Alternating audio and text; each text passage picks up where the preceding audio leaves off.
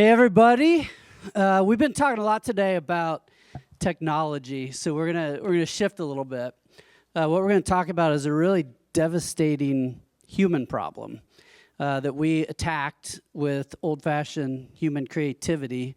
The technology piece comes in terms of bringing the idea to life, and pun intended, and that'll make sense in a few minutes. So the problem that we were trying to solve is in 2-year time frame in Kansas City, which is our home, there was a 1,200% increase in overdose deaths because of fentanyl. And I think sometimes in our industry, I know I'm guilty of reducing what we do sometimes to a capitalistic endeavor, and we forget that the power of creativity and the power of creative problem solving it's our superpower. And it can be used for good, and it can be used to save lives. And this is an example of that. So why is it such an epidemic in our country? It's not unique to Kansas City. Last year, the DEA reported that of all the pills confiscated through their raids, 7 in 10 had a lethal amount of fentanyl included in the pill. So what is a lethal amount of fentanyl? It's on screen right here. It's almost not visible to the naked eye. It's 2 milligrams. And that's all it takes. It is 50 times more potent than heroin. It is 100 times more potent than morphine. It's cheap. It's easy to cut into other drugs to increase mass. And so drug dealers are using it a lot. So it has ravaged the drug supply in the United States, and it's created this problem. We were hosting an event, a community event at our space in Kansas City, and the mayor of Kansas City, Quentin Lucas, who's a great guy, he was at the event. He was talking with some of our leaders about this problem. He wasn't seeking out an agency to solve the problem. He was just talking to us about it. We volunteered to see what we could do to help. I'm incredibly proud of Tim and Olivia and their teams for the work they did, and I'm going to let them tell the story. Thanks, Jeff. All right. So when you look at traditional messaging from the big anti-drug movement dating back to the days of DARE, it's a lot of scare tactics, right? We're all familiar, we've seen this. But this very heavy-handed messaging, it had a bit of the opposite effect over time. Complete desensitization, people stopped listening. So when we were looking at the white space for our campaign, we came to understand that, just as Jeff was talking about, the reality of fentanyl is scary enough. The facts can speak for themselves. We don't have to do double time to instill fear. And actually, if we try to do that, we may have the opposite effect in it and lose them. When we look at our target audience, we'll get more into them, but it's primarily men in the KC Metro, ages 18 to 29. And that group, they're squarely in their age of exceptionalism. So again, we'll break that down, what that means, but so when they see messaging from the DEA, like one pill can kill, what they're hearing is that their pill won't kill, right? Scare tactics aren't enough. We had to make the problem feel very personal, very real to connect without leaning on the tone that has been overplayed in years past. So to make it feel very personal, we had to know them as people. So we did as much research as a city-funded campaign would allow, and we tapped into publicly available resources like the FDA, the DEA, looked at coverage from sources like the National Education Association, the New York Times, pulled from our syndicated resources like YouGov and Simmons. And what we learned is this is a very risk-motivated group of people. To them, any sense of fun or adventure or a good time usually requires at least some semblance of risk. And the more risk they took, the more their tolerance grew for it, right? The more the confirmation bias of hasn't hurt me yet, that continues to grow. And this is partially a reflection of how much they trust themselves. They believe themselves to be good judgments and to be able to assess risk and understand when it's gone too far, because again, so far, for them, it has. This has also helped them keep their friends safe. they place a lot of value in being a trusted resource for their friends. They consider this their social circles to be their family. And we learned that for some of them, they actually find it easier to care more about their friends' well-being. It's more motivating to them than to care for their own. So their social circles are their everything. It's how they define their place in the world, where they get their esteem from, how they define themselves, but that makes the risk of fentanyl infiltrating their circles that much greater. So now that we understand how much their circles mean to them, we wanted to hear from them directly. So one of the most impactful moments in our campaign research came during a city-led summit where the mayor's office brought together parents, family members, siblings, peers of those who had been lost to a fentanyl overdose, brought them in the same room as some community members and organizations that had been fighting at the forefront of this crisis in our city, and held an open dialogue about the impact of this crisis on these people. And what they underscored is the urgency of this threat, and they really dispelled the myth that this is a fight for someone else. It feels really far away until it's in your city, until it's in your neighborhood, until it's in your own home. And the victims look like someone else's kids until they look like yours. So going back to how to make it personal, right? We have to make it personal to connect to that. Again, dispel the scare tactics, focus on that connection. What we understood is they talked about really putting faces to these names and telling those stories. And again, that gets to the tone that we had to strike that Tim's gonna walk more through. But the single most impactful through line through every story that we heard from these families in this organization was that every single victim got their pill from someone that they knew. It came from a friend. It did not come from a stranger, did not come from someone unknown, it came from someone they trusted. Their personal proximity to that source is what felt like risk mitigation to them, but that trust is actually what put them in harm's way. So we came to understand was that their circles are their everything, but their circles are also what put them at the greatest risk. So both sides of the coin, right? The pills that passed through the hands of someone they loved and someone they trusted proved to be the most lethal. That was the personal connection that we had to make. So our job became clear. In order to help contribute to slowing the fentanyl crisis in Kansas City, we had to bring fentanyl's impact to life by making the risk as personal as their inner circle. We had to make the stories feel very real, and we had to make the victims very real. Cool. So we developed a campaign called Unfinished Legacies, and as we started the creative process, we went deep into like all the stories that come out of this, and these horrific stories of kids who took Adderall to get ready for finals, not knowing it was a fake pill, and didn't wake up. Or a couple friends experimenting, and they would split what they thought was a Percocet. 3 of them woke up, one of them didn't. So just horrible stories, and we knew if it is true that these circles are they care about their friend circle more than they care about themselves. These stories were the key to kind of cut through the messaging and not make it feel like this is a message from the government, because remember, we're working for the government to create this campaign, and get more personal with it. So at its core, Unfinished Legacies is an influencer campaign with those who have a personal experience from a lethal dose of fentanyl. Now, the key word there is lethal.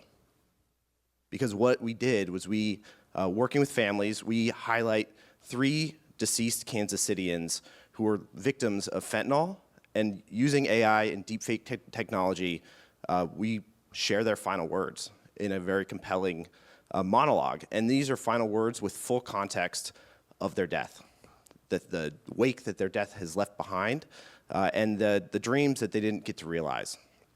So before I get too far into it, I'm going to play one of these 3 stories, and then we can walk through how we did it.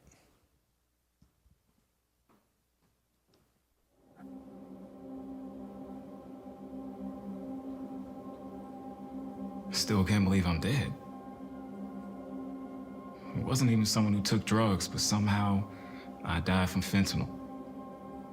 I got in a car wreck a month before and was in a lot of pain. So a friend gave me a pill, said it helped on my back. What I didn't know, no one knew, was that there was fentanyl in it.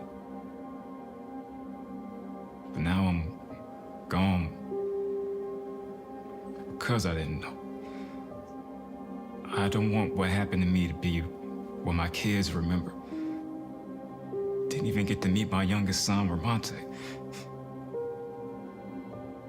But maybe they can remember that I tried to help someone else.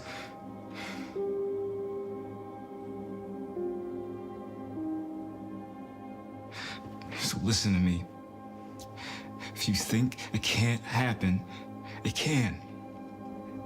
I didn't know enough to save my life, but maybe I could save yours.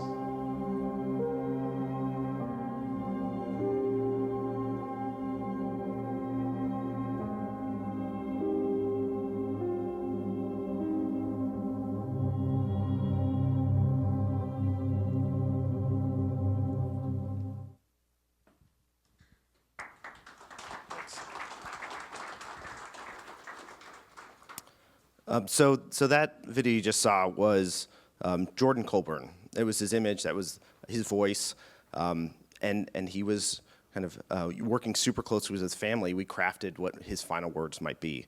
And we did that with two other stories. This is Victor Marmolejo and Jaden Anderson, each who had a very unique story to tell, had very different circumstances in terms of how they came in contact with fentanyl. None of these three were traditional, like your stereotypical, I'd say, drug-seeking individuals, which was also super important to know that, like, to make sure everyone knows, like, it is not kind of a knowledge-based thing where, oh, I'm being careful, I trust my instincts. Instincts didn't save these three people, and we needed to make sure that was clear. So as you can imagine, this was a really hard assignment on a lot of levels. First was like the storytelling aspect, and in terms of being able to tell these stories, we had to find families that really wanted to be part of this. And so we found three beautiful families that wanted to help, and they wanted to fix or help fix the problem befalling Kansas City. So we got to know these families really well, understand their loved ones, and ultimately they wanted to be part of this because they understood that if they could help in even a small way, they could turn their very large tragedy into maybe a little bit of something positive, and maybe someone else in Kansas City wouldn't have to go through what they've gone through. So working with them, we really got to understand who these people were, these victims. What were their aspirations, their hobbies, their loves, their challenges, and really paint a picture of who they were. Now, with that kind of storytelling piece in place, we were like, okay, how do we bring this to life in a compelling way? And we were inspired by this. And this isn't Tom Cruise. This is actually an actor who kind of sort of looks like Tom Cruise. And this is a Hollywood actor who actually often, I saw a podcast, heard a podcast, that he often is called the knockoff Tom Cruise, which is a horrible thing to say. But he leaned into that fact that, yeah, he does kind of look a little bit like Tom Cruise, but he does a great Tom Cruise impression. So on social, he has grown a following where it's almost indiscernible from actual Tom Cruise in his clips. So, and this is basically using deep fake technology and performance to kind of imitate Tom Cruise. So this was a kind of our inspiration point to say, how do we have these great stories, we have these, we have the technology, how do we bring these together to make a really compelling piece? So then from there, it became a very traditional kind of production where we developed scripts very, very closely with families because we wanted these to have the same like mannerisms and feels and idioms that the victim might say. So we worked very hand in hand with the family, and then it became a very traditional production and traditional casting where beyond just talent and performance, we were looking at things that you typically wouldn't, like forehead shape and jawline and body type, really getting into the details so it would be as those two worlds would marry very cleanly. Now, you've probably heard Hollywood talent unions don't like AI very much. So we also, and being a SAG signatory, we had to work very closely with our SAG counterpart to make sure everyone was comfortable. And ultimately where we landed was they were absolutely comfortable with us using an actor in this way, but none of the content or the film could end up in a model that is training itself based on our data. So we had to have a closed sandbox. So once we were able to identify that, we were able to research tools and solve that problem. Then, very traditional production. We had a local director direct this. We had a local DP. Very traditional editing process. But then once we got to a locked edit that our clients, the families were all happy with, that's when we really started to layer on the AI to elevate this thing. And the AI was a pretty amazing tool. Basically, you feed it a reference image, in this case our victim Jordan. We upload the video, what we shot, and then it's able to marry those two together, basically in a 3D space. And you can see here where like the before and after is really compelling. And we were able to do this across all 3 stories and develop 3 different unique narratives about just what happens in our community today. So let me play for you the other 2, if we have time.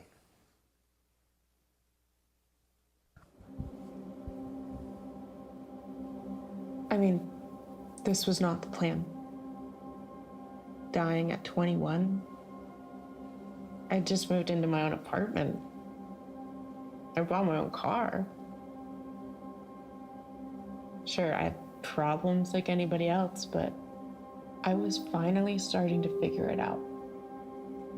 Your girl was doing good.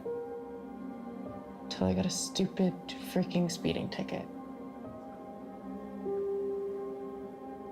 And I just spiraled.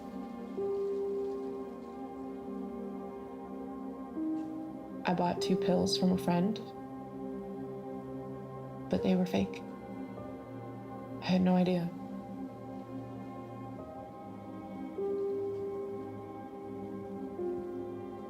You think you're being careful. You think it can't happen to you. I was gonna be a nurse. I was gonna help people. But just because I died doesn't mean I can't help you.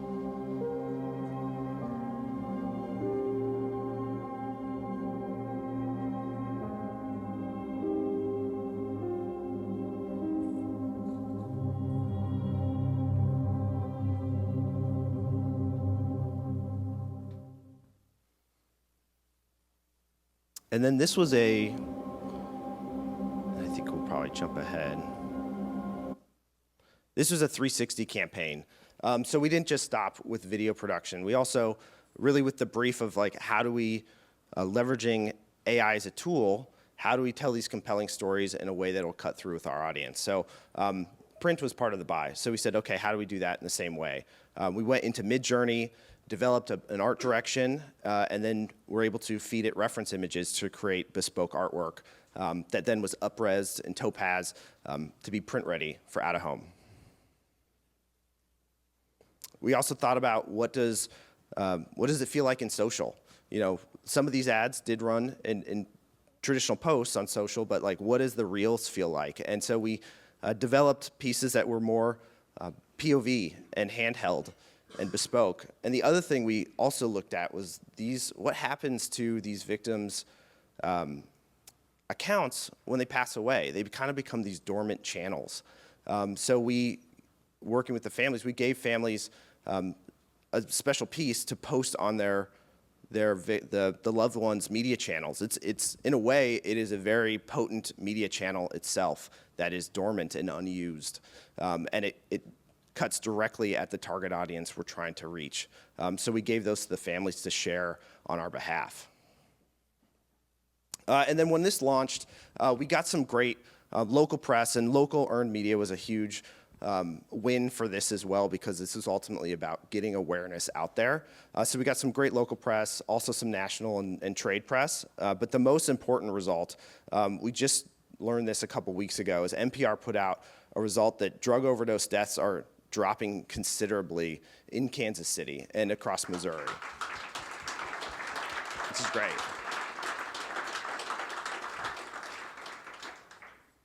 So much so that it's actually down. From being up 1,200%, it's down 34% across Missouri.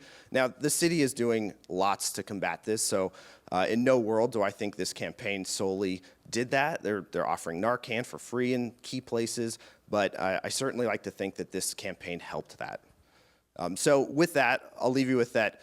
AI is changing the way we work. It's a very powerful tool. I think gone are the days where you make something with AI and it automatically is picked up or seen as creative or interesting. But as an example with this work, I think baking AI into the concept itself was able to elevate this work, I think, to a place it wouldn't have gotten to without AI. So thanks, and we'll open up to questions. Thank you all. First of all, amazing work. One of the questions that we had was, when you brought this concept to your client, how did you kind of demonstrate or let them know what the end result might look like? Or was it something you kind of explained to them because you hadn't gone through that process yet? It was a little bit of an unknown. We had a wonderful partner in the mayor's office, and we said, we kind of took them along for the ride in terms of our concepting of like these stories are the key to cutting through, and we know there's ways to do this using AI or traditional. We originally were like, well, this could be traditional visual effects, but we had nowhere near this budget, so we knew very quickly we had to lean on AI, and we just brought them along for the ride, and we had a beautiful partner there and wonderful that said, yes, let's go. Let's see what happens here. Wonderful. Thank you all so much. Thanks, everybody. Thanks.